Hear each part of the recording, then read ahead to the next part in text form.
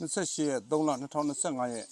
ပြင်အား9.9အဆင့်ရှိတဲ့ငလျင်ကြီးလှုပ်ခတ်သွားတဲ့အတွက်ကြောင့်မို့စကိုင်းတရားဟောင်းကြီးပြိုကျပျက်စီးခဲ့ပြီးတော့စကိုင်းတရားအစ်စ်မှာလည်းလမ်းတွေပေါက်ပြဲပြီးတော့တရားကြီးရဲ့ frame တွေစောင်းသွားတဲ့အတွက်ကြောင့်မို့ရက်အကန့်အသတ်မရှိပိတ်ထားတယ်လို့သိရှိရပါတယ်ဗျာနော်လက်ရှိချိန်မှာတော့စကိုင်းကနေပြီးတော့မန္တလေးကိုသွားဖို့အတွက်ဆိုရင်ဇက်တွေနဲ့ကူးခတ်နေကြပြီးတော့ကူးသွားနေကြပြီးတော့တယောက်ကို2000ကျပ်တောင်းခံပြီးတော့ပို့ပေးနေတယ်လို့လည်းဒေသခံတွေရဲ့သတင်းအရင်းမြစ်များသိရှိရပါတယ်ဗျာ ပုံလားရိုက်ခိုင်းနေတယ်တော်ဆိုးနေတော်ဆိုးရပဲဒါကြီးကကားကြီးဟိုမှာကန့်လိုက်ကိုခံသွားဒါဟိုးထိတ်ထီနော်ပဲဟိုးထိတ်ထီရော